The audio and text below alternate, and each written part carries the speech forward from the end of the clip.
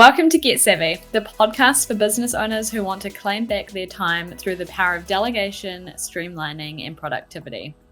I'm your host, Teesha, here today with Jo, my co-host, on episode 9, and we're talking about productivity hacks today. Yes, there are a lot of tips online. If you Google productivity hacks, productivity tips to be more productive, and it's not always about doing more, constantly fitting more into your workday. That is not the goal here. It's about using the time that you have set aside for work in the best possible way so that you can have your life outside of your business because you're getting everything done that you want to or need to because you are being productive. So we want to go through our favorite 7 productivity hacks, our tips for you, things that we have seen work in our own productiveness, in our own business with our team. And we hope that they will help you get more out of your time. Yes, and I do have a little disclaimer that often what might work best for you will actually have a lot to do with your own personality style or your working style, or even what gets you motivated. So feel free to adapt these a little bit to actually suit you better. So our first tip is automate and streamline. Now it's 2023. There are tools, there are systems that are even free or really cheap that can actually save you a lot of time. So there's not really an excuse to not be doing this anymore. Oh, so many business owners are doing things the hard way, the manual way, and it's so unnecessary. Like, this actually stresses me out thinking about how business owners do things so manually and are not utilizing things that are like right there, accessible for everyone if you just kind of know what to look for. Mm-hmm. So we're going to go through 3 kind of examples of where we use some automation and streamlining inside Strictly Savvy. But we do have an episode, don't we? Yes. Yeah. Episode 2, I believe, where we talk about Jo actually getting to the point where she isn't in the day-to-day running of the business anymore. And a lot of that is talking about how we systemize pretty much everything at Strictly Savvy. So that's a really good episode to listen to if you haven't already. And then this will flow on a little bit from that. So, like, we've got 3 examples. One is proposals. Like, if you are a business where you're providing a proposal to your potential clients, then having a proposal tool online, we use Better Proposals, but there's loads out there, so that you are not starting from scratch each time. Or you may have a template, you may be using a Word template, but it's still quite manual because you're probably going to have to delete a bunch out or go and reference like a few other like proposals that you've done and kind of pull things in together. Having an online proposal tool gives you the ability to have content blocks. So you might like drop in and out team members, a click of a button. Yeah. You might drop in kind of a particular service, a particular like quote for your investment section of like different things that you want to add in there, some add-ons. And it's just click of the button because yes, it may you may need to spend a bit of time getting these content blocks like together and setting up a proposal template. But man, does it save time when you have a potential client you've just spoken to, you want to send a proposal. And how good does it make you look when you can send a proposal like within 30 minutes straight to that potential client when they're really hot, they're motivated, they're keen. You get that in front of them and you get them signed up. Like, this is going to make you more money by just investing some time to get that set up and then be super productive with your time straight after those discovery calls. Yeah. And that is one of those roadblocks that a lot of people struggle with streamlining, automating, and even delegating, is it does take that upfront time. But in the long run, it always pays off. And like Jo said, even if you have more info in there, you can adjust it a little bit each time. It's still way quicker than you actually rewriting out a proposal every single time. Yeah. And the recipient can then sign it really quickly. So the whole sales process can shorten up. And it can really instill that confidence in your potential client that if you've got your kind of sales process sorted and your proposals like super fast, it's instilling that confidence that you're going to deliver a really great service for them of whatever you've promised, that you're going to be able to meet those promises, and that it's going to be a great experience for them because they've kind of seen how you have managed your business and Yeah. streamlined and automated that whole process. Hmm. Yeah. One of our other favorite things to streamline is the induction of team members. This one is such a huge time saver because you think about those people on your team. You might even have people dedicated to actually being trainers for when people are inducted to your business. You can easily streamline all of that by creating step by step task lists or even having those videos recorded. We also have an intranet that has pretty much all of the information you need to know generically about our business so that when a team member starts with us, very first day, we get them started on the induction course and they're going through watching all of these videos. Quite often, we will have sort of little tasks associated with those videos so that they can go and practice doing that thing we've talked about in the video.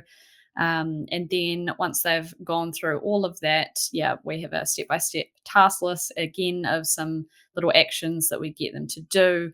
And our intranet again, yeah, has pretty much everything you need to know about Strictly Savvy, and you can add in sort of just random information that you might need to cover when a team member comes on, like if you have a casual Friday, what that looks like for you guys, like you might not allow jeans or hats or something like that. All those weird little rules, you can chuck that in something like an intranet, and have all of that there so that you don't have this person or this team covering the exact same information every single time you hire someone.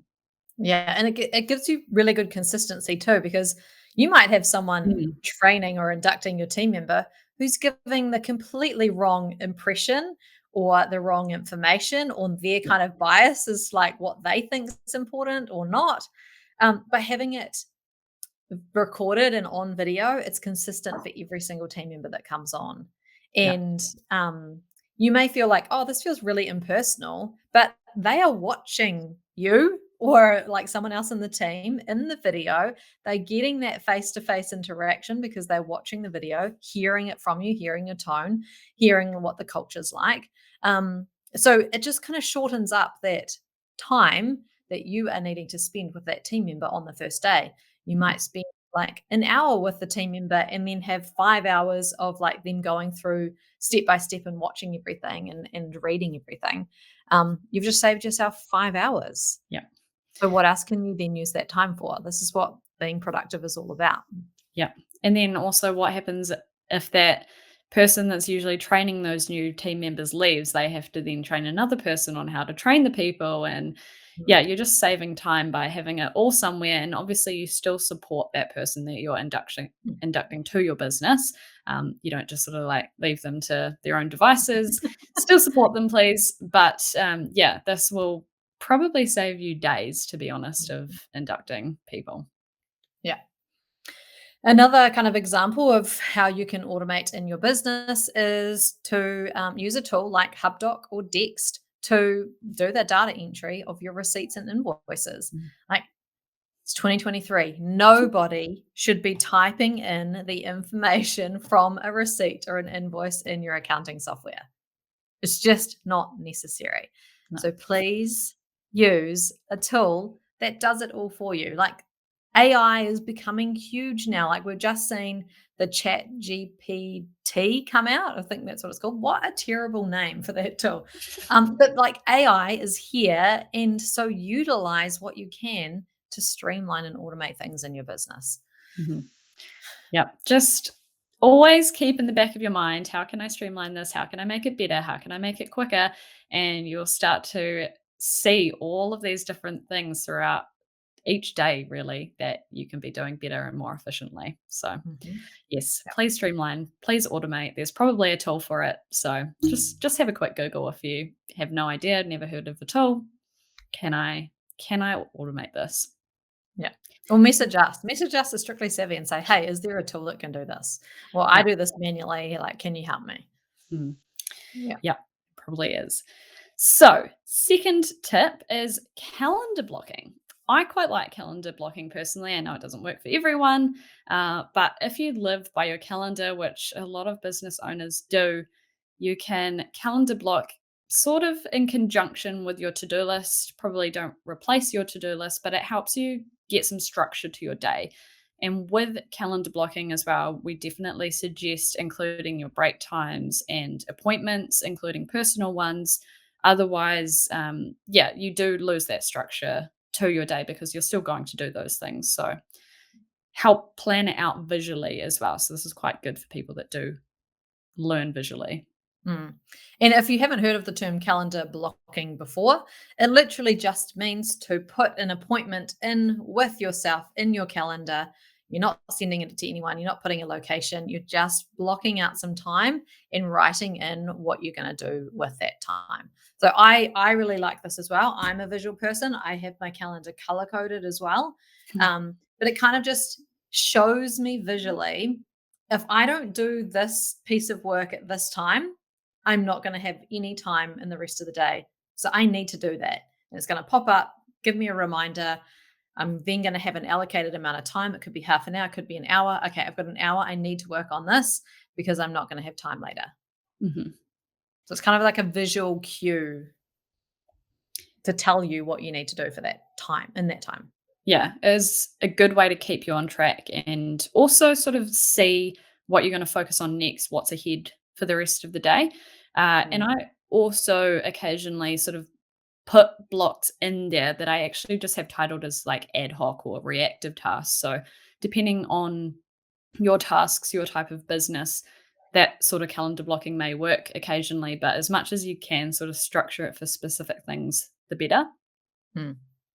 Yep.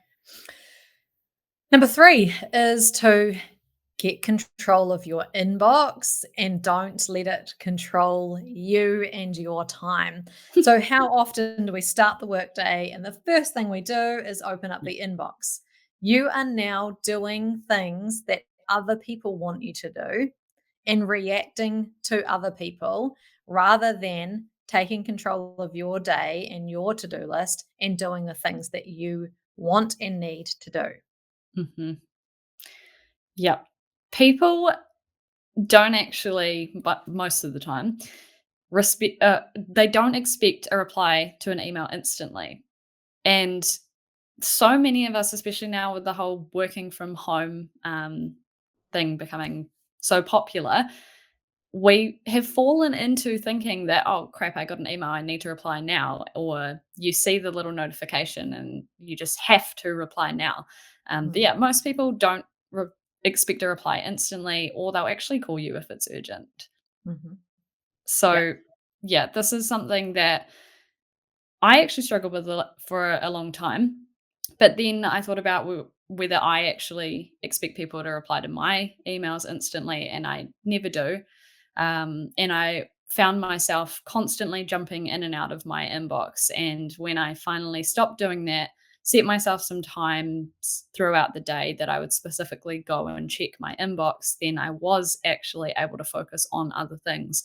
And whether that means muting your email tab so that you're not hearing every time you do get an email, or just closing it down completely and opening it when you have those time periods of that day that you're checking your inbox. There are different ways. Again, do what suits you. But yeah, it's a really big time waster constantly jumping in and out of your inbox. Mhm. Yeah. So have a system for managing it because you don't want to be in there constantly looking at the same emails over and over because you Mm. like don't have a system for getting rid of them and keeping it tidy. Um, Make sure that if you do get distracted by your inbox or you tend to procrastinate on your like bigger, like urgent, most important tasks or your kind of projects, the stuff that's really going to matter in your business, then don't look at your inbox until you've worked on that project for a certain amount of time and then look. Yeah. And don't let it be the thing that controls your to do list. Yeah. have your own to-do list and work through that rather than using your inbox as your to-do list, because that's what other people want you to do. You're reacting to everyone else's requirements and requests. A Mhm. bonus tip too is, if you have an out of control inbox, use a chat tool within your business, something like Slack. We use Teamwork, where internal communication, if you do have a team, Mhm. becomes contained inside a chat tool rather than an inbox. Yeah. Yeah. Huge time saver when we implemented that early on in business. Yeah. Definitely. All right. Number 4, again, is another one of my personal favorites, is momentum. So, what we mean by this is actually start the day with some quick or easy tasks to build up momentum. You can tick off quite a few, feeling really productive about your morning, and then that gets you motivated to keep going and do those bigger, chunkier tasks. Mhm. This can also work in the opposite way around as well. Yep. I like doing that too, because I have a to-do list and I have a little tick thing and I cross it and tick it. It feels really good and I like ticking those things off. I'm like you, Teesha. Our personality styles like to get motivated by ticking some small things off. Mhm. Other people and other, people online will say to do your biggest, hardest things first, because they're kind of always the things that you put off. Mhm. So, what's going to work best for you? Do you like seeing the things getting ticked off? Does it help you get into the flow and tackle that chunky stuff afterwards? Or do you tend to continue to push out the most important projects out, so they have the biggest impact on your business, but you never get to them because you get distracted by all the little things that pop up, or your little tasks? And then sometimes you might find that you like do a few tasks and they kind of lead to other tasks, and then before you know it, you're off on this tangent and you're doing a bunch of other things rather than that project or that big kind of task that needs some focus. It's going to have the biggest impact on your business. So trial it, see which one Yeah. works for you best. And also think about the time of day as well. Like, do you become really unmotivated in the afternoon? And should you not be doing your harder stuff? Should Mhm. you be doing the easier stuff? We should not be working at all. What is going to work best for you in terms of that time of where you feel motivated as well? Yeah. And some people like to do it that reverse way as well, of doing the big chunky tasks or hard tasks in the morning so that they almost get a reward when they get through those and they're doing those other smaller tasks or tasks that they really enjoy doing. So, again, if that's the way that you prefer to do it, then absolutely do it based on what you want, what motivates you. Yeah, whether you have goals or you need to sprinkle fun or rewards throughout those tasks, then absolutely. But yeah, give it a go, like Joe says, and see which way works for you. Mm. Now, kind of flowing into a couple that we've already mentioned is our fifth tip, which is take breaks. And it seems really dumb, seems really simple, but when you have a busy day, things start to build up, they feel overwhelming, and you actually need to step away to refresh your brain, come back, and be able to focus properly. I also find for me, if I'm getting stressed out because things are flying at me from all angles, when I step away, it helps me put things in perspective and I can come back and be like, right, this is what I need to do. Mm. Yeah, because that Also, you might just need to have some water or some food. how often do we ignore our basic human needs? Like Yep. sitting at your desk and needing to go to the toilet, or feeling hungry or feeling thirsty and not realizing because you haven't taken a break, you haven't checked in with yourself. That's super important. Yeah. I mean, team members do it to us, right? They are super overwhelmed, like everything is urgent, like it's just crazy. I can't get through it. I don't know what I'm doing. And we always say to them, go outside, go pet your dog, go have some water, go get some sunshine, have some fresh air, walk around your house, and come back. Because it is so true that I love the word perspective that you use, Tisha. It really does put things into perspective, because we can kind of spiral into oh, I can't do Yeah. anything. I'm super overwhelmed. But when we have a refresher, have a break, we can then get a better perspective on like, no, I can do this. Yeah. I'm going to write everything down. I'm going to put it in a priority order, and then I'm going to like get started on the most important thing. So I know it seems dumb, but Yeah. it's so true. Yeah. Take a break. Yeah. We do hear it a lot that it's just, "Oh, no, I'm so busy, I can't take a Mm, break." But, there is very, very, very few instances that that is actually true, and, yeah, it'll often improve your productivity if you step away and come back.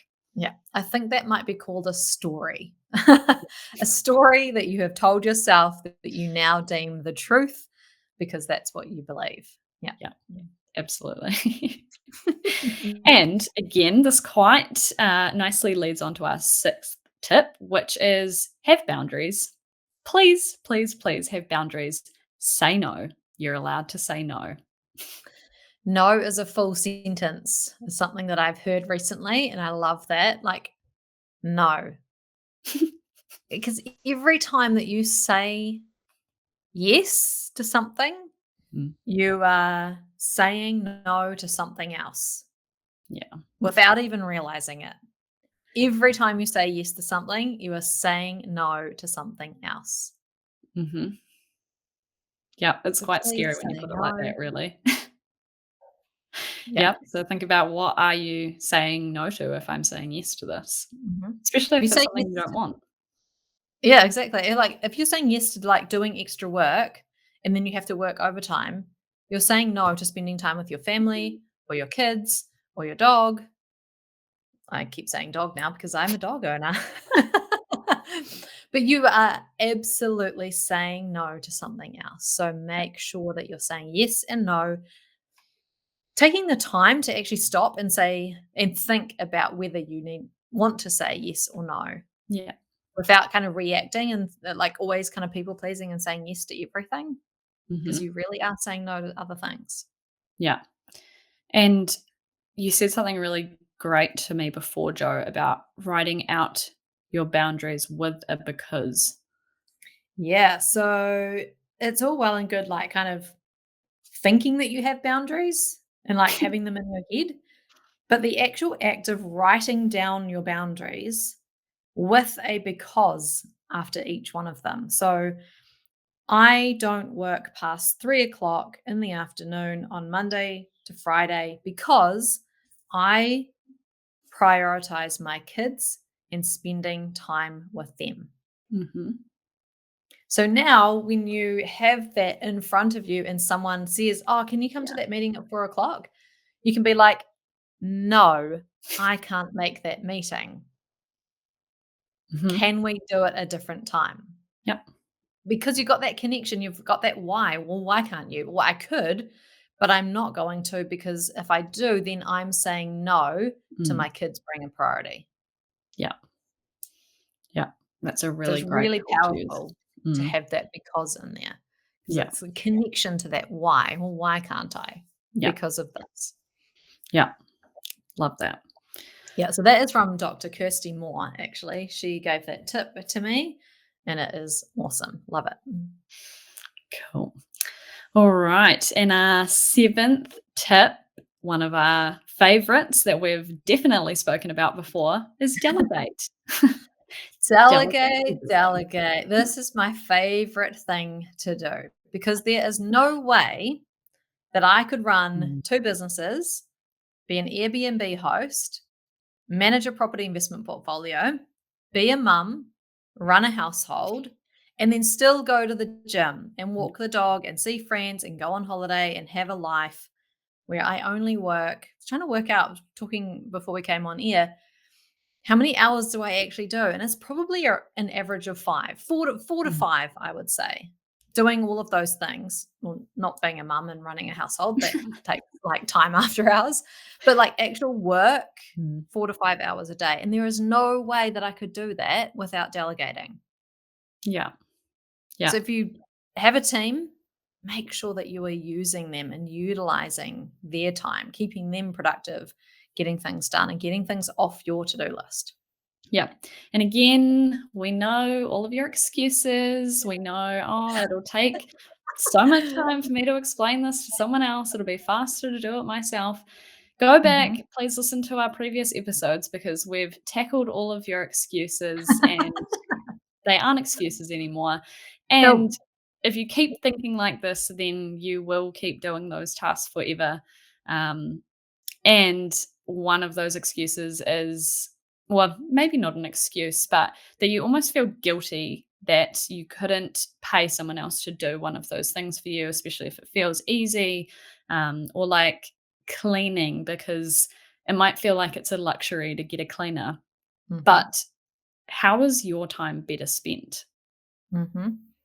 Yeah, well, sometimes there's this guilt of like, "Oh, well, if I don't wanna do that, why would someone else want to do that?" Like admin, we get that a lot at Strictly Mm. Savvy with like clients kind of apologizing for handing over work because it's like basic stuff and they feel Mm. bad and they don't like doing it. So why would someone else like doing it? But honestly, there are people who love doing the things that you don't want to do.